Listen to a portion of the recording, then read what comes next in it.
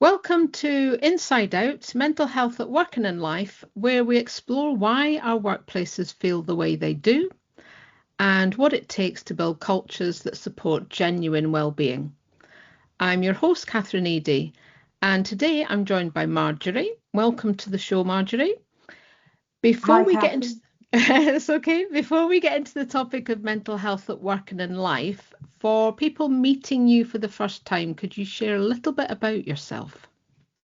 I can. Thank you, Catherine.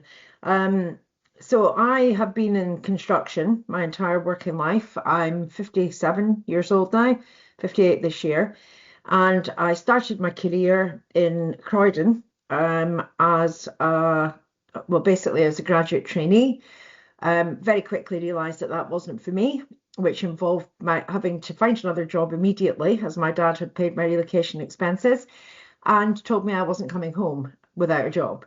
So I left the blue chip company that I'd managed to get a graduate traineeship with and joined a company called Asphaltic. This business was a roofing supply company, and I operated basically out of a porta cabin in Croydon for a year. I was the wee Scottish lassie. So very, very quickly became fairly popular with the trade. They didn't have a lot of women in the industry at that point, but the ones that were in the industry tended to be on the buying side. So it was useful to have that connection early on. I was with that business for a year and I moved up to Scotland with it to become the assistant branch manager of their branch in Leith in Edinburgh and remained in Scotland for the rest of my career. I was there for 4 years, then joined an independent, which I ran for a year. And then I was headhunted by Keyline Building Supplies, at the time, Keyline Builders Merchants. And I then had an amazing 10 years with them as a regional manager. Following that, I was approached by a customer who asked me to set up a business with him, which I did so. Grew that basically from zero to about 1.8 million. Business was then sold 4 years later, and we were acquired by a Spanish company, which was where I got my first taste of misogyny in its realist form, actually. So I think I probably hadn't realized what was happening prior to that when I was being treated differently to the guys.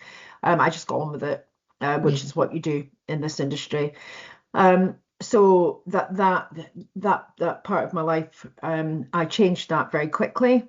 I went out and got backing basically to set up another business, a company called, well, am I sharing that, Catherine?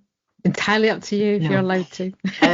So yeah, so anyway, but started up another business with another entrepreneur, and I ran that business as MD for 6 years, building up to around about 6 million. It was then bought out by venture capital, private equity. The gentleman I'd got into business with was in his late 60s. They were targeting that kind of business. That company is called Cairngorm Capital, and no one should ever invest any money with that business. So, and I don't have any problem with you sharing that. No, Um, absolutely fine. so that business took it over. They also took over another couple of bigger businesses down in England. And I've worked within that group as a regional director for the last 8 years, right up until last year, when it was very clear that there was problems financially within the organisation. Cairngorm had not reinvested any money into the infrastructure or the branch network. They had asset stripped, which unfortunately is exactly what I expected them to do, and not actually put in any investment at all. But alongside that, they were obviously looking for a buyer. So there was a lot of processes and procedures that came down the line to all the branches that were woefully understaffed. And not only were they having to buy and sell material to customers, they were dealing with the most horrendous amount of red tape imaginable. So were we as senior leaders within that organisation. So company went bust in November last year, so November 2025. And I was retained by the administrators while I decided really what I wanted to do next. So I stayed with them until March, and then I joined happily my original startup business as commercial manager on a part-time basis. So I'm in probably the best place that I've been in my entire career, but I've had experiences, I've had really good experiences of working within this industry and some utterly horrendous experiences of working within this industry. And unfortunately, latterly, 18 months leading up to the business going into administration was probably the worst time I have spent in the industry. Yeah, and not a great time in terms of the way you are in your life and particularly tying in with health and well-being, which we'll be moving on to. But it's stories like that we hear a lot. There are the good parts of people's careers and the not so good. The sector you're talking about again has that impact, and also corporate. Where it's all about kind of money and investment is different from other sectors. So it brings about a really rich experience of different thoughts around the following questions, which we'll get into. So I think one of the kind of first things when we're thinking more broadly about a workplace environment, what do you think a mentally healthy workplace actually does look like in practice? Not what it doesn't look like, which it sounds like you've had experience of, but what does it actually look like in practice when it's going well? I think I've had really broad experience because and it could actually be taken down to by branch. So as a regional director, I looked after anywhere from 50 to depending on which area they decided they wanted me to focus on, to 130, 140 people. And one of the biggest issues we have in construction is the pay level. It's there's an expectation, and particularly in the merchant sector. So the people who are paid well generally tend to be the people who are carrying out the work, which is how it should be. But the supply chain that leads up to that are unfortunately the people who suffer the most from poor terms and conditions, poor quality of life, basically, because minimum wage is basically where they want everyone to be. And unfortunately, if you're in a manual labor job, so you're a driver, forklift driver, drivers are a little bit different because they manage to command quite a bit more because they tend to be scarce. But you end up with a caliber of person who actually takes much more mental health handling than you would do where you're paying more money. And you end up with a culture that becomes toxic quite quickly because you've got the have and the have not. So the people who are in the office are viewed as the people who have. The people who are working outside are the people who don't. And it's terrifying, but it goes back to that basic element that if you have more money, you're going to be better. And they're conditioned through a period of time to believe that they aren't as good as the people who are working inside. Mm-hmm. But they never have any aspiration to get to inside because they don't believe in themselves that they have the capability of doing it. So back to your original question, the have and the have-nots. I've had a number of branches, and it tended to be by branch. So I think I was looking after 15 different branches. And what you had to do as a leader what I did as a leader was go in and identify who all the people were within the business and make sure that they felt that their role was valued, that if you were in there, they were having meetings, they were having a 10-minute toolbox chat in the morning to say, right, what's happening, guys? This is what we did yesterday. This is great. We managed to get this out. What were the problems? What were the issues? What problems are you? What things do you want us to do to make it better for you today, tomorrow, the next day? And I think when that's actually so it's really easy to say that, but when that's actually carried out in practice, that's what good looks like within that organization, because then you have a happy, functional workforce who actually feel valued and included in the decision-making process. Now, you're never going to change human nature. There are people who will always behave as though they're not worthy, but you need to do what you can to make them believe that they are obviously essential to the operation of the business. And with all of the businesses being run so badly, so short-handedly, you tend to find that people work very long hours. So the type of hours that you would expect in a white collar job, these guys are doing, but they're not getting anywhere near the same kind of money. Yeah. So do you know what I mean? So your 7:30 till 5 day, when you're actually out in a warehouse picking material in the freezing cold of Scotland in December, it's so difficult to keep those people motivated. And it doesn't need to be big things. It can be things like, right, okay, idea of the week. What someone gets 20 quid for idea of the week.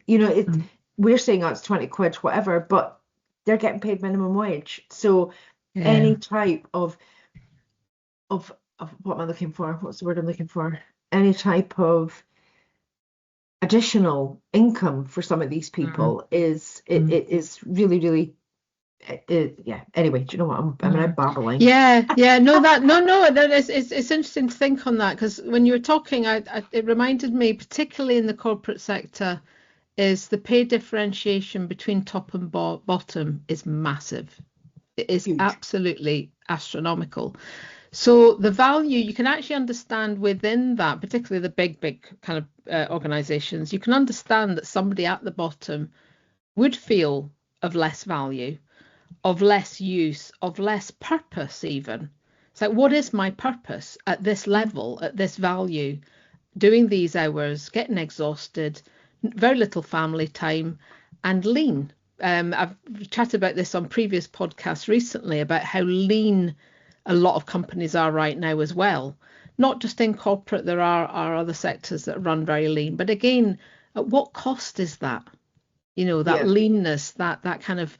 But yeah, the value, I think, of people on the basic minimum wage. Then you've got the whole discussion on the living wage versus the minimum wage and so on. And when contracts are given out, corporates are often, you talked about suppliers, there's discussions around, well, are you going to be a proper living wage subcontracting, or are you going to be the minimum wage? And those discussions again devalue individuals who then think, what is my worth and purpose? And I think given that the work that they do, you're talking about manual labour, I would think that probably turnover will be higher at the bottom as well.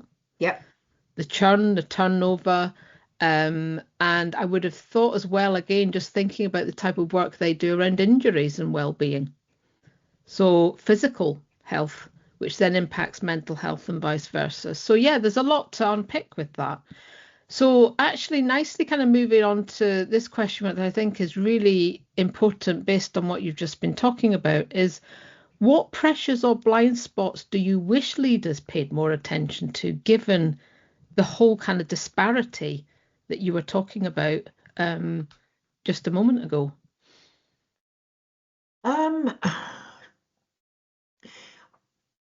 I think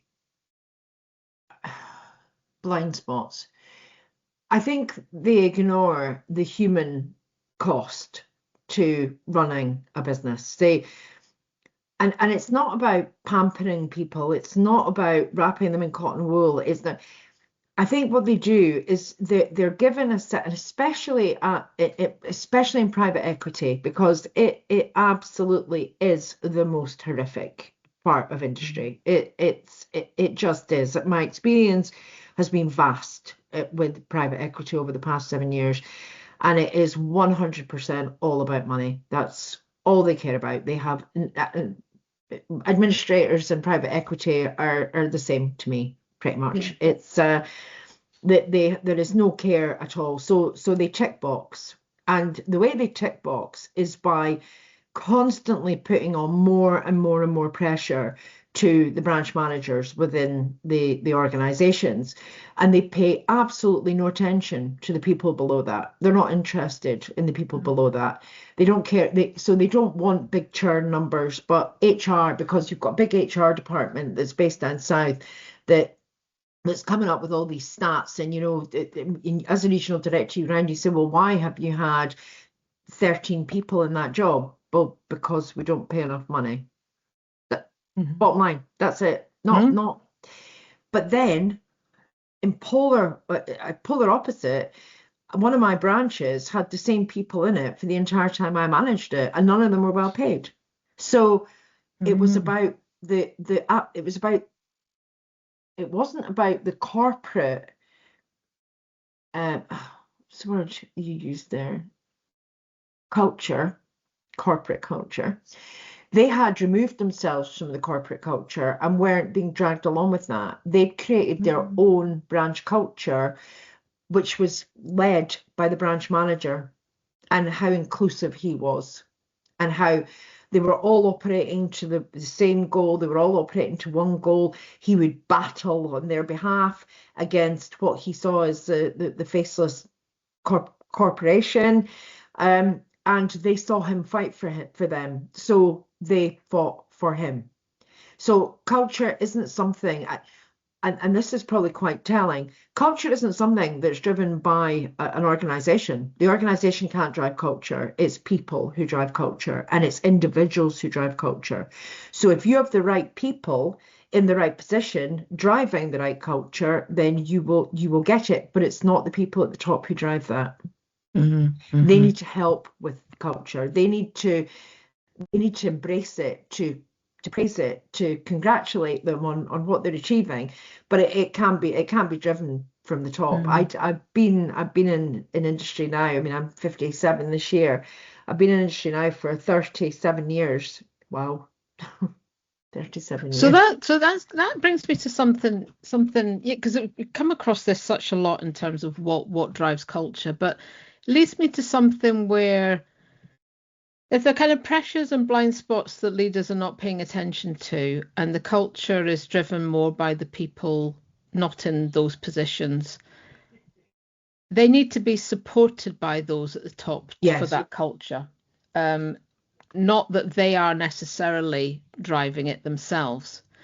And maybe a lot of the blind spots are they're just not doing that. They're just not letting that culture happen. They're not. They're trying to control it. So, for example, one of the branches had a Facebook page, and it was a Christmas jumper day. They were having something like this, and so they posted quite a lot on their own Facebook page. And then a communication came around the whole company saying these posts cannot be just done by any single branch. These have to be authorized and approved by marketing. But then what happens is you end up getting the backup of the person who's done the post, but then he talks to all his colleagues and says this is utterly ridiculous, and then it's gone. They just don't do it again. Yeah. So that way of reaching out on social media that was really successful, that I championed during the time that we weren't owned by these people. I championed it and pushed it, especially through COVID, when we actually managed to trade through some of the worst times that we had. Like I said, and I'll keep saying this to anyone who'll listen, Amazon were delivering, so why couldn't a builder's merchant deliver? And we did that. That's exactly what we did. It was landscaping material. It was outside. No one was touching anyone, etc. So, and we actually managed to turn over $750,000. When if the leadership had their way, we would have turned over nothing, and the situation would have been even worse. So at least at that point, I had a leader who was capable of reason and who would listen, and he let me do it. The one that I had in the last 18 months was just a complete idiot who did not know what he was doing, had never been a managing director in his life, and was utterly useless, actually. Well, that's innovation as well. Innovation ties in with that, being innovative, being adaptable, being allowed to be. Yeah. And I think that's a big part of engagement of your people. Let them have ideas, let them see those ideas follow through, but make sure you do it, because if you don't, they just don't do it again. Yeah. Someone I speak to regularly talks about the fear culture in workplaces. Fear. people fearful of permissions. You're talking about control, you're talking about command, but there's something about fear, there's about needing permission, there's about needing who's going to deal with the fallout if something goes wrong, there's the blame culture, there's Yeah. all these things that get in the way. 18 months I've had of yeah, that. The it's blame just, culture, oh, the it's, yeah, no yeah, idea, no idea unless it came from him was worthy of anything. And yeah. unfortunately, he didn't have any. Yeah, yeah, and that's exactly what happens, and yeah, it ultimately it has that trickle effect that it impacts everyone else Well, it as did well. because Yeah, I loathed him, and because of the type of person that I am, I wanted to just do my best and do it, and I'd always just done it. And if I make a mistake, I'll say I've made a mistake. I'll pay the consequences of that. But mm, you stopped even doing that. You stopped speaking at meetings. yeah, You stopped yeah, engaging with anyone. It was but still during that period of time, trying to support 15 or 16 direct reports who were struggling more than you were. You mm, know, mm, it was not yeah, good. It was not yeah. good at all. Well, before we kind of think about kind of what's shaped your experience about mental health at work, we'll just move on to this one first because it connects with what we've just been chatting about. And it ties in with leadership. So for people who do hold influence, what does using it well look like? It, How do we want these people to lead and behave? we want them to lead with strength, but empathy and understanding. That's it. So have a goal. You know what the goal is, but you support that with enabling your people to feel as though they're supported, and then they will make those decisions, be they right, wrong, or indifferent, but they will make decisions. You cannot run an organization as one person. It just does not work. You've got to allow people to pull people the way that they see fit. And ultimately, if it's not right, if it's not working, then you step in. What was the question? No, I was just thinking for people who hold influence, what does using it well look like? As in, yeah, how do we want these people these people are at that level, they have a real opportunity to set the tone. You Yes, touched earlier about culture is often further down, but but they still have the level of tone. And I think one thing that just when you were talking there just now is, can that be taught? I mean, are there some people who should never be in that position and hold yes, influence? yes, there Yeah, are. yeah, And it's really visible, and it's visible very, very quickly that people are not capable. Certain people just don't either. Do you know, it's really interesting actually because when I was talking, so I had a lot of conversations with the late CEO, the guy who put together the management buyout bid for our last business, but we couldn't get the finance. Um, I had a lot of conversations with him, and he believed that he could shape the guy who was my MD at that time had he had more time with him. right, And okay. now that's what he believed. I think he was completely that was probably the most insane thing that he said in the entire time that I spoke with him. And I had held him in high regard up till that point. And I thought, you cannot shape a bully. You cannot Yeah, change that behavior. yeah, You can't. He was a schoolyard bully. That's how he behaved, yeah, and ultimately he didn't know any other way to behave, and he was being trained and mentored by the CEO at that point, but the CEO left and left him in charge. mm, He left. mm, He stayed for like 2 months and then left him in charge yeah, of the yeah, whole of Scotland. It was mm, insanity. But it's the type of thing that happens frequently, Catherine, and I don't believe that was a one-off, that these people hold these positions. There are people who just are not leaders. They are yeah, not capable. yeah, But yeah, the problem with leaders is you don't actually realize whether or not you're a good leader or not. You can just go by your superiors and their opinion. mm, Do you know what I mean? mm, I think being a good leader means having a happy workforce. That's, to me, is a mm, sign of. is having a happy workforce. Now, So whether or not, it shows up in others actually then. Being a good leader shows up in others because the influence you have on other people is positive and good. So yes, yeah, so it shows someone else's leadership and what they do shows up more in others than it does maybe that they see in themselves. yeah, I think that's probably correct, actually, because I've only ever had one really, really good leader, which is Mm. interesting. And that was back in the days when I worked for Keyline. I had someone who inspired me, who did not take any nonsense, but who shaped me into who I am now. And even doing the mental health first aid course, that was as a result of, again, and it's not, I can't say it was because he said we should do it, but it was because back then, which was 30 years ago, he was really empathetic. He got it. So he wasn't soft, but Mm. he saw things in other people. And it's interesting because he had a problem with his eyesight, which meant that he'd had to manage that his entire life. But through the managing and handling of that, it made him more empathetic, I would say. Yeah, yeah, So yeah. yeah, You need to be a people person, definitely. And I think a lot of managerial and leadership positions are the focus is on technical skills, and much less on the people and the compassion, the kindness and camaraderie, the whole thing, while still maintaining boundaries and being, a proper leader. So yeah, absolutely. I mean, there certainly are plenty of people who leadership is not for them, but they can't see it.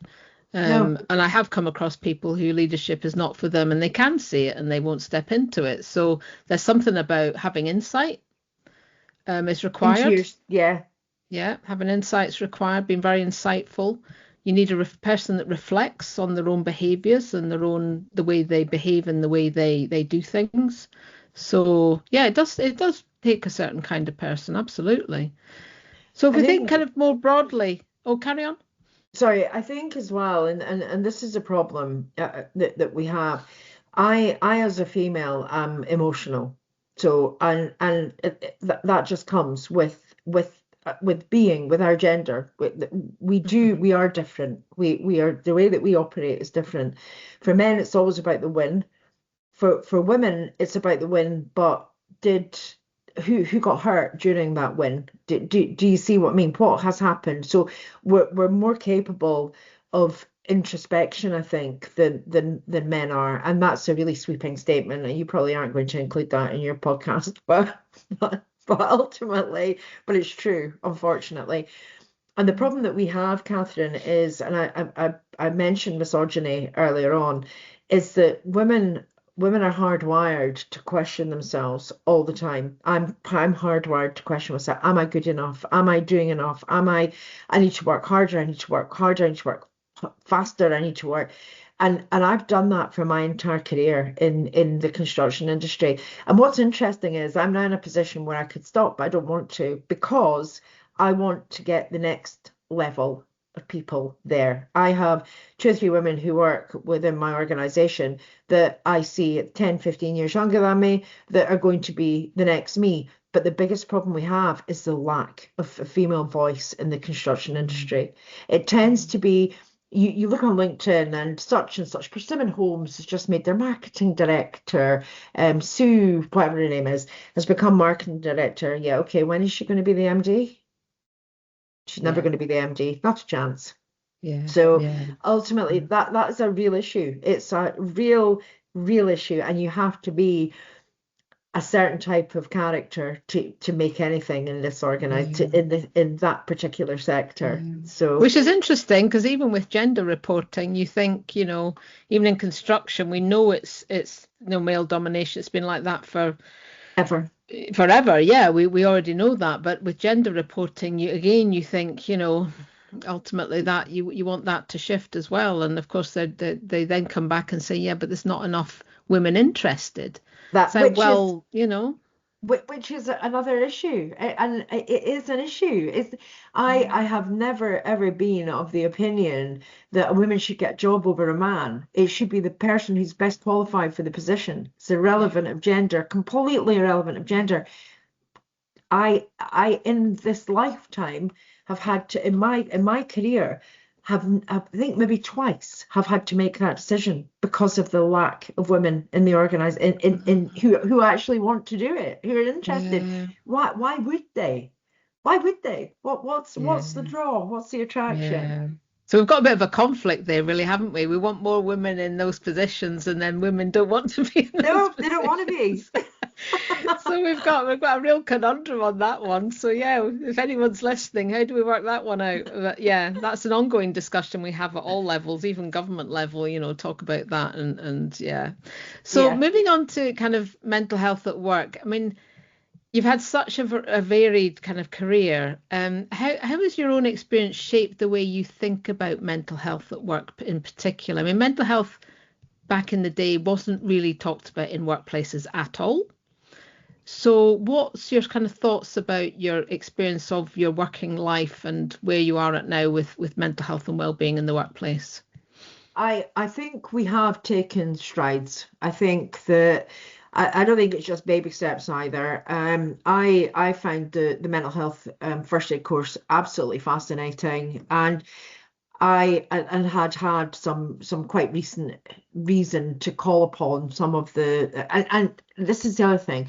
I did that course, Catherine, and I have used what I've learned from that course probably every day in my handling of people. I think there should be a lot more of it happens. I think that organizations, and it's interesting because I said I've gone from a culture of corporate to a culture that's just not corporate in any way. You could never be described as being corporate. That is the furthest it could be described from being is corporate.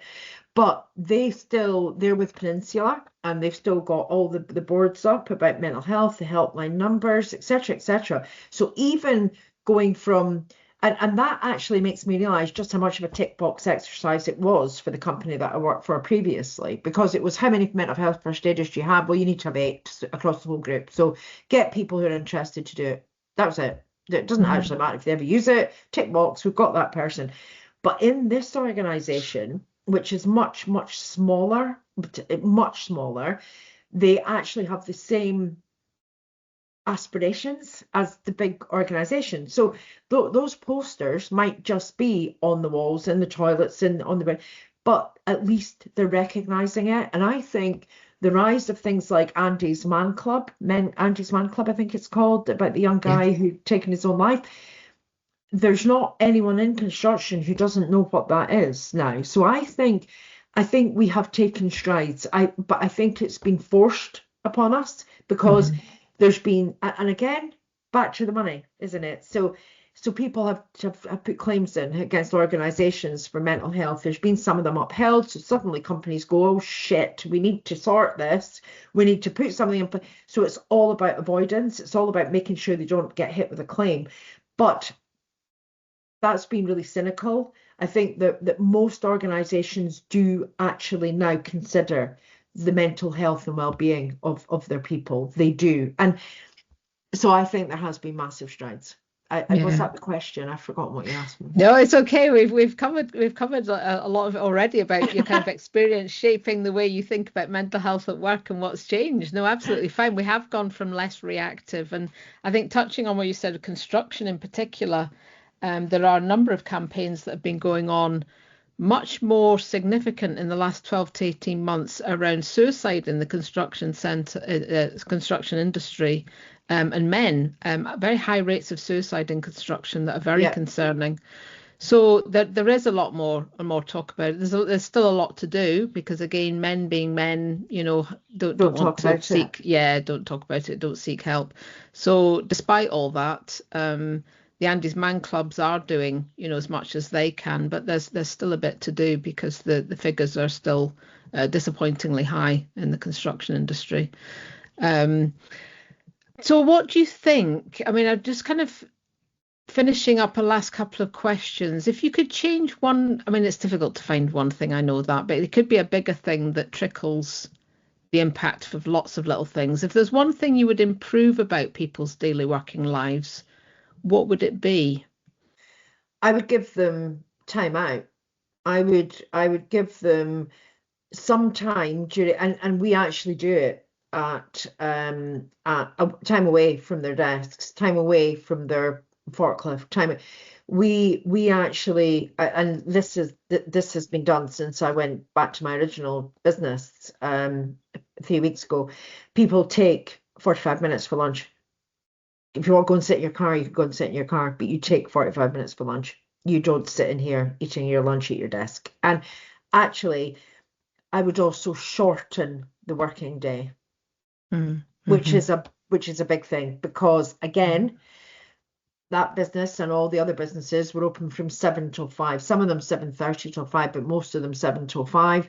This organization's come in, this new business that I'm working for now, and they've basically said you work 42 and a half hours a week between the hours of 7 a.m. and 5 p.m. So you can start staggered starts depending on the branches, depending on what the requirement is, just as long as they're doing their full hours on that site, they're happy. And actually, we've made that change. No Saturday working. That's something else that we've changed. So every single person within that organization has 2 full days off at the weekend. Now, the problem with construction is there's a lot of it's time work, and they need to work the extra hours to make the extra money to feed whatever family they've got, whatever it is they have. But in our organization, you can't work more than the hours that you're supposed to work. Something else they've done is make us take every bank holiday, which went down like a lead balloon at the beginning, because then they're impacting on your chosen holiday dates. But actually, we've done the first one, which was Good Friday and Easter Monday. We've never done that. I've never done that in the entire time I've been in this industry. But actually, when people came back on the Tuesday, they were refreshed and revitalized. Yeah. I think the other thing with that is people give so much more. They come back on the Tuesday, much more energy, had that rest, been with family, friends, kids, whatever. Even not, for some people, they actually just literally do want to switch off and not have a huge amount of conversing with others, and that's their rest equivalent. But when they come back, you get so much more. Yeah, absolutely, and that's been evidenced, definitely. So finishing up, finally, given the current landscape, which to be fair is very dynamic and constantly changing, but given the current landscape, what still gives you hope? You touched on earlier about staying kind of working to bring on the other people who ultimately are going to become leaders. But are there other things that give you hope? Is there kind of things that still motivate you to keep going? I think things that still motivate me. Yeah, I think I still feel motivated because I still think I can bring something to this. So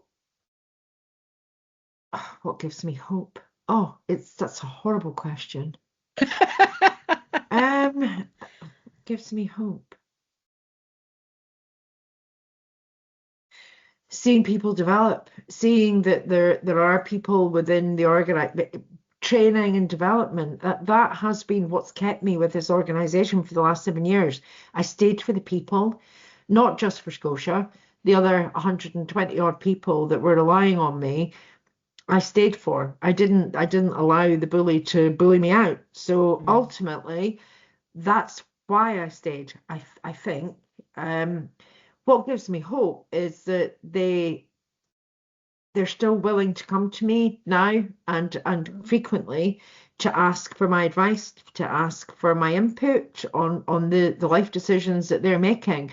And I think what gives me hope is that there are quite a lot of other people like me still around, if that makes sense. Well, I was just thinking that when you said that, there's opportunity. You will see certain people with opportunity, and you'll think they can hopefully continue to shape things how you would ultimately shape things. Yeah, When you see none of that around you, then that, that it's hope's hopeless. gone. Yeah, Yeah. but you will see people around you that you think actually that this person is going to make a brilliant whatever. Yep. So yeah, we need some of that still. Yeah, we do need that. It's still there somewhere. We've just got to bring it out of people and let them know that they can progress. Yeah, yeah, Um, absolutely. And and I think they can progress in whatever it is that they want to do. You need to support them with whatever it is that they want to do. You can't push people into making life choices. You can just support them. And I think for me, the next couple of years, well, as long as I'm still doing this, it will be all about support and help and helping not just the people who work within the organization, but customers as well. The younger generation that's coming through, just giving them some of your experience, your life experience, mhm. Yeah, and also helping them to make decisions that hopefully are going to put them in a better position going forward as well. yeah, yeah. What Well, what did what absolutely. did anyone else say when you asked them what gave them hope? I'm interested and It was very much about people. It was about people. It was about kind of um not so much the kind of landscape at the moment because it is very changeable, dynamic. It's often a lot of it's not that nice and no, pleasant in workplaces. We are hearing a lot of bullying. We're hearing a lot of kind of that command and control, the hierarchical structures, but a lot of it is around other people. There was one person had talked about a smile gave them hope. And I thought that was really interesting because they made sure that they smiled at people in order to give them something back and to have that smile returned. And a smile gave them hope. And I think hope means different things to different people. And it doesn't necessarily need to be big. And sometimes it's only within your immediate circle. We were talking yeah, about the state of the world earlier. We have very little to say about that, and it's not for here, obviously, at all. But sometimes what is hope within your immediate circle rather than out there at the moment? So, yeah, it means different things to different people, I think. I think that's Yeah, right about the smile. I think it's something that I do naturally all the time is smile, and I think yeah, and people smile back. yes, So yeah, yeah, it's a good point yeah. actually. And you notice the winter to the summer, there's more smiling during the summer months Oh, and lighter days than there is in the absolutely. winter, you know? Yeah. No smiling in the winter, miserable cold. Is it Yeah, actually summer yet? Tell me it's yeah, summer. Is it summer? exactly. Yeah, exactly. So yeah, yeah. Okay, well, thanks, Marjorie, for coming along, and it's been great to chat to you. And we'll see people at the next podcast. Thank you. So I've stopped.